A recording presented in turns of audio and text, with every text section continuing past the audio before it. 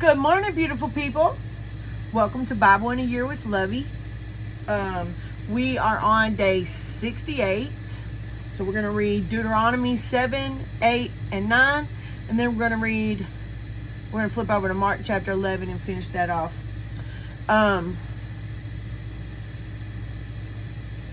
We are reading the Life Application Study Bible, New Living Translation, 3rd edition.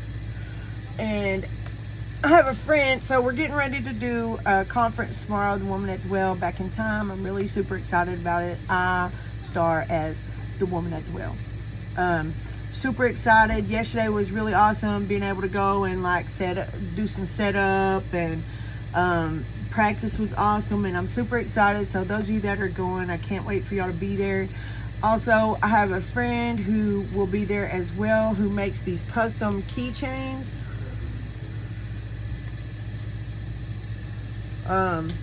His name is John, and he will have some of these up there for donations. Of course, they won't have your name on it, but you can order them custom with your name on them. Super cool.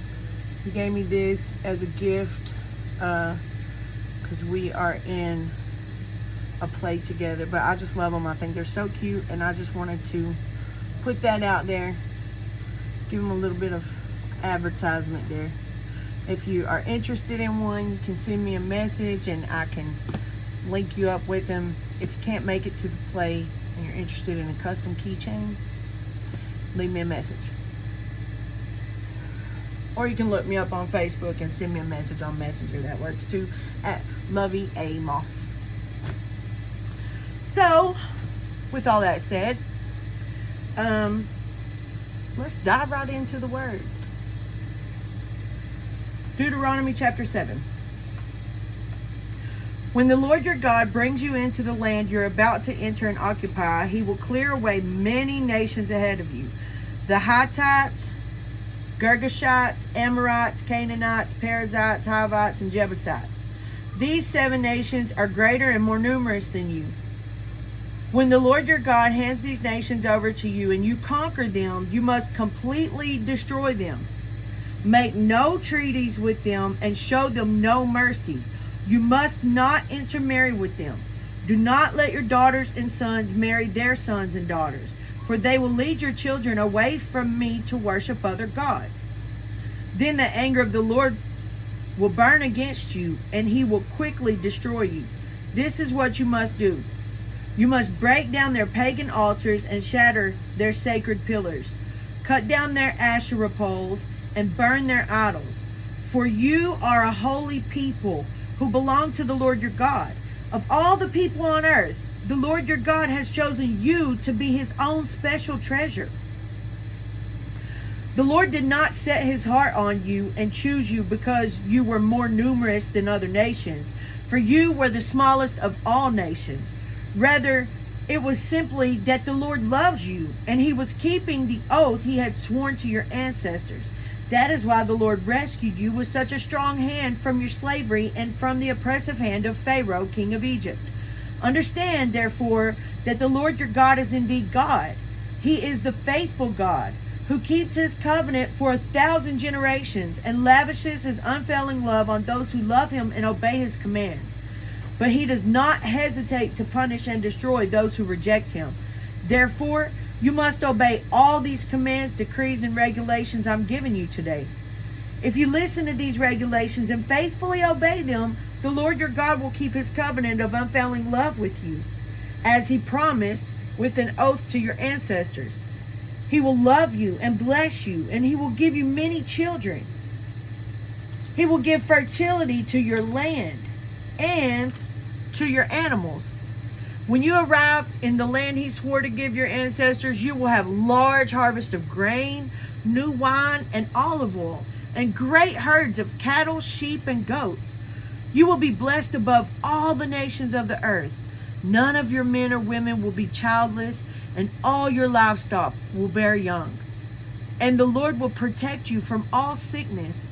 He will not let you suffer from the terrible diseases you knew in Egypt, but he will inflict them on all your enemies. You must destroy all the nations the Lord your God hands over to you. Show them no mercy and do not worship their gods, or they will trap you. Perhaps you will think to yourselves, how can we ever conquer these nations that are so much more powerful than we are? But don't be afraid of them. Just remember what the Lord your God did to Pharaoh and to all the land of Egypt. Remember the great terrors the Lord your God sent against them. You saw it with your own eyes. And remember the miraculous signs and wonders, and the strong hand and powerful arm with which he brought you out of Egypt. The Lord your God will use this same power against all the people you fear. And then the Lord your God will send terror to drive them out, to drive out the few survivors still hiding from among you. No, do not be afraid of those nations, for the Lord your God is among you. And he is a great and awesome God. The Lord your God will drive those nations out ahead of you, little by little. You will not clear them away all at once. Otherwise, the wild animals would multiply too quickly for you. But the Lord your God will hand them over to you. He will throw them into complete confusion until they are destroyed. He will put their kings in your power, and you will erase their names from the face of the earth. No one will be able to stand against you, and you will destroy them all. You must burn their idols in fire, and you must not covet the silver or gold that covers them. You must not take it, or it will become a trap for you, for it is detestable to the Lord your God. Do not bring any detestable objects into your home, for then you will be destroyed, just like them. You must utterly detest such things, for they are set apart for destruction. Hold on, let me pause for just 1 second. I'll be right back. Okay, I'm back. I apologize for that. I had to get a drink and blow my nose. Still got all that nasty gunk coming up from the upper respiratory, so fun times. But at least I'm better, right? Yeah. So there's that. Okay, chapter 8. Be careful to obey all the commands I'm giving you today. Then you will live and multiply, and you will enter and occupy the land the Lord swore to give your ancestors. Remember how the Lord your God led you through the wilderness for these 40 years, humbling you and testing you to prove your character and to find out whether or not you would obey his commands. Excuse me. Yes, he humbled you by letting you go hungry and then feeding you with manna, a food previously unknown to you and your ancestors. He did it to teach you that people do not live by bread alone. Rather, we live by every word that comes from the mouth of the Lord.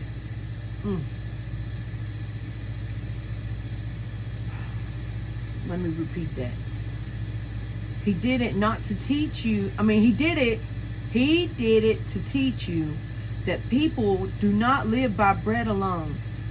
Rather, we live by every word that comes from the mouth of the Lord. For all these 40 years, your clothes didn't wear out and your feet didn't blister or swell. Think about it. Just as a parent disciplines a child, the Lord your God disciplines you for your own good. It's a fact. It's a fact. It's a fact. Yeah. So obey the commands of the Lord your God by walking in his ways and fearing him. For the Lord your God is bringing you into a good land of flowing streams and pools of water, with fountains and springs that gush out in the valleys and hills. It is a land of wheat and barley, of grapevines, fig trees, and pomegranates, of olive oil and honey. It is a land where food is plentiful and nothing is lacking. It is a land where iron is as common as stone, and copper is abundant in the hills. When you have eaten your fill, be sure to praise the Lord your God for the good land he has given you. But that is the time to be careful. Beware that in your plenty you do not forget the Lord your God and disobey his commands, regulations, and decrees that I'm giving you today. For when you've become full and prosperous and have built fine homes to live in, and when your flocks and herds have become very large, and your silver and gold have multiplied along with everything else, be careful. Do not become proud at that time and forget the Lord your God, who rescued you from slavery in the land of Egypt. Do not forget that he led you through the great and terrifying wilderness with its poisonous snakes and scorpions, where it was so hot and dry. He gave you water from the rock. He fed you with manna in the wilderness, a food unknown to your ancestors. He did this to humble you and test you for your own good. He did all this so you would never say to yourself, I have achieved this wealth with my own strength and energy. Remember the Lord your God. He is the one who gives you power to be successful in order to fulfill the covenant he confirmed to your ancestors with an oath. But I assure you of this.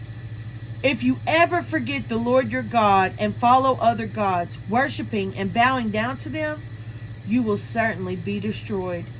Just as the Lord has destroyed other nations in your path, you also will be destroyed if you refuse to obey the Lord your God. Chapter 9. Listen, O Israel. Today you're about to cross the Jordan River to take over the land belonging to nations much greater and more powerful than you. They live in cities with walls that reach the sky. The people are strong and tall, descendants of the famous Anakite giants. You've heard the saying, who can stand up to the Anakites? But recognize today that the Lord your God is the one who will cross over ahead of you like a devouring fire and destroy them.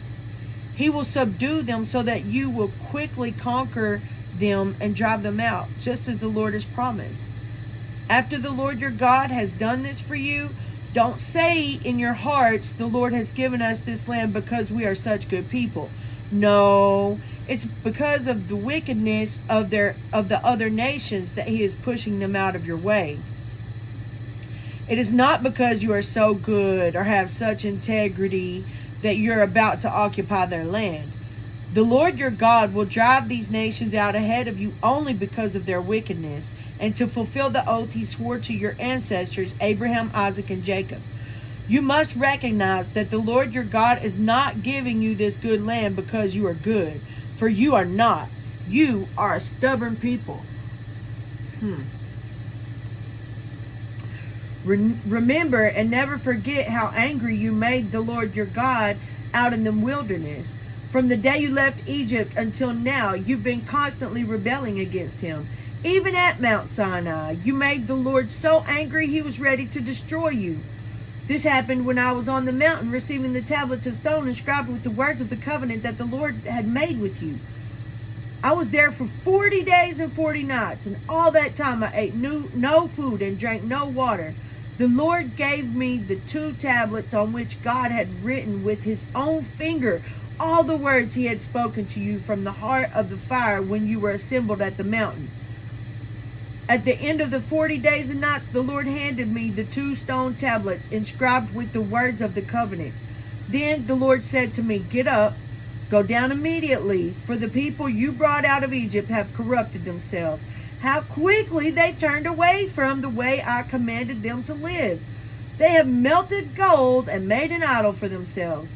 The Lord also said to me, I have seen how stubborn and rebellious these people are. Leave me alone so I may destroy them and erase their name from under heaven. Then I will make a mighty nation of your descendants, a nation larger and more powerful than they are. So while the mountain was blazing with fire, I turned and came down, holding in my hands the 2 stone tablets inscribed with the terms of the covenant. There below me I could see that you had sinned against the Lord your God. You had melted gold and made a calf idol for yourselves. How quickly you turned away from the path the Lord had commanded you to follow. So I took the stone tablets and threw them to the ground, smashing them before your eyes. Then, as before, I threw myself down before the Lord for 40 days and nights. I ate no bread and drank no water because of the great sin you had committed by doing what the Lord hated, provoking him to anger. I feared that the furious anger of the Lord, which turned him against you, would drive him to destroy you. But again, he listened to me. The Lord was so angry with Aaron that he wanted to destroy him too. But I prayed for Aaron, and the Lord spared him. I took your sin, the calf you had made, and I melted it down in the fire and ground it into fine dust. Then I threw the dust into the stream that flows down the mountain. You also made the Lord angry at Taberah, Massa, and Kibroth Hatava, whatever, and at Kadesh Barnea. The Lord sent you out with this command: go up and take over the land I've given you. But you rebelled against the command of the Lord your God and refused to put your trust in him or obey him. Yes, you've been rebelling against the Lord as long as I've known you. That is why I threw myself down before the Lord for 40 days and nights. For the Lord said he would destroy you. So I prayed to the Lord and said, O sovereign Lord, do not destroy them. They are your own people. They are your special possession, whom you redeemed from Egypt by your mighty power and your strong hand. Please overlook the stubbornness and the awful sins of these people, and remember instead your servants Abraham, Isaac, and Jacob. If you destroy these people, the Egyptians will say the Israelites died because the Lord wasn't able to bring them to the land he had promised to give them. Or they might say he destroyed them because he hated them. He deliberately took them into the wilderness to slaughter them. But they are your people and your special possession, whom you brought out of Egypt by your great strength and powerful arm. And that's the end of chapter 9. We'll pick back up in Deuteronomy tomorrow. We'll read 10 through 12 at some point tomorrow. Y'all know tomorrow is the woman at the well luncheon thing, so I probably won't get a video in until later on tomorrow evening, afternoon, whatever, unless I do it super early in the morning, which we'll see. We'll just see. We'll just have to see. Okay, we'll just have to see. And if we're lucky, I might get to actually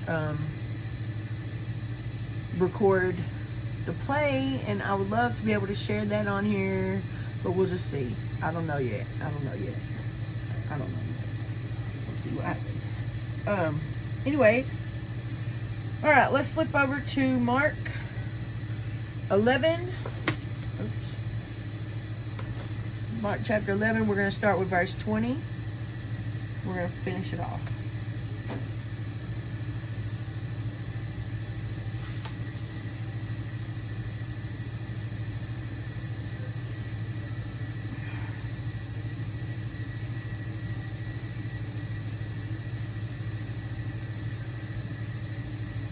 Okay.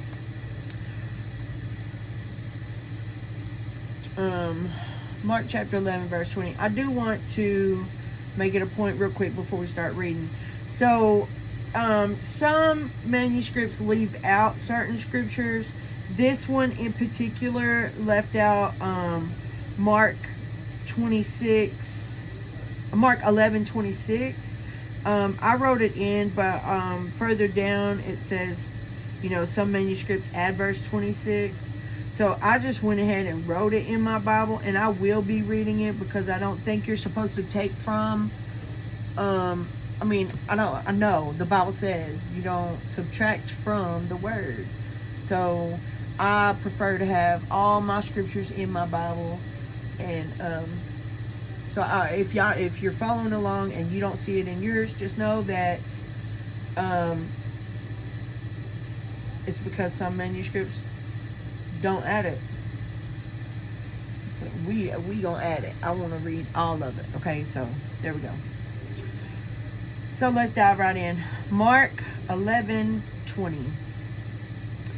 The next morning, as they passed by the fig tree he had cursed, the disciples noticed it had withered from the roots up. Peter remembered what Jesus had said to the tree on the previous day and exclaimed, "Look, Rabbi, the fig tree you cursed has withered and died." Then Jesus said to the disciples, "Have faith in God. I tell you the truth. You can say to this mountain, 'May you be lifted up and thrown into the sea,' and it will happen. But you must really believe it will happen and have no doubt in your heart. I tell you, you can pray for anything. And if you believe that if you believe that you received it, it will be yours." I tell you the truth. You can pray for anything. And if you believe that you received it, it will be yours. But when you are praying, first forgive anyone you are holding a grudge against, so that your Father in heaven will forgive your sins too.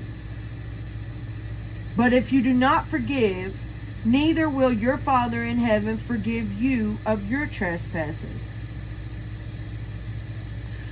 Again, they entered Jerusalem as Jesus was walking through the temple area. The leading priests, the teachers of religious law, and the elders came up to him. They demanded, "By what authority are you doing all these things? Who gave you the right to do them?" "I tell you by what authority I do these things if you answer one question," Jesus replied. "Did John's authority to baptize come from heaven, or was it merely human? Answer me." They talked it over among themselves. "If we say it was from heaven, he will ask why we didn't believe John. But do we dare say it was merely human?" For they were afraid of what the people would do, because everyone believed that John the Baptist was a prophet. So they finally replied, "We don't know." And Jesus responded, "Then I won't tell you by what authority I do these things." That way. So, all right. So forgiveness is key. Forgiveness is key. All right. You're praying for something and you're believing for something, but before you can get an answer to your prayers, before you can be forgiven, like, you have to first forgive anyone you're holding a grudge against. Anyone, including yourself. It's a fact. You have to forgive yourself too. You're someone, aren't you? If you don't forgive, how can God forgive you? If you can't give yourself grace, how do you expect God to give you grace? Like, I've forgiven myself. I had many things that I needed to get past and make right. You know, like, I've made a lot of mistakes. But when I gave my life to Christ and I really started walking this walk, and I went through some deliverance and stuff like that, like, I finally forgave myself. And in doing so, God has been able to bless me. Not only did I forgive myself, but I also forgave other people who hurt me along the way. You know, you can't blame somebody, because if they don't know, they don't know. Not everybody knows God. Not everyone has a relationship with God. A lot of the people who hurt me along the way, we were in a rough lifestyle together. We didn't have firm relationships with God. I knew God from a little girl, but my life was really rough. It got taken over by all kinds of other stuff. Definitely worldly, definitely not godly. But once I forgave myself, that's when things really started to change for me, and of course, forgiving other people. But forgiveness is key. Don't hold a grudge against nobody, man. Forgiveness ain't necessarily for the other person. It's for you. Forgiveness is for you. Just as God forgives us, we're supposed to forgive others. It helps you. It's for your health. It's for your mental, So don't hold a grudge against people. Always forgive. It's okay to remember, because it's a part of your testimony, whatever that thing is that you're forgiving them from. It's a part of your story. We're made overcomers by the blood of the Lamb and the words of our testimonies. But just because that person has an active part in your testimony doesn't mean you don't forgive them and move on from it. It doesn't mean you have to go hang out with them, but you still got to forgive them. So yeah, with that said, guys, that's it for today. Don't forget that if you want to see a change, you have to be the change. We lead by example. We follow by design. If it ain't a God thing, it ain't a good thing. We're going to pick back up tomorrow on Deuteronomy. We're going to read 10, 11, 12, and then we're going to flip over to Mark chapter 12 and read it about halfway through. I love you guys, man. I pray that the rest of your day is blessed and that you just have an encounter with God today. Step outside and smell the roses. Look at, just breathe in his beauty, the things that his creation, take a minute today and just go smell the fresh air. That's what I encourage you to do. And as you're doing so, don't forget to love like Jesus. I'll see y'all tomorrow.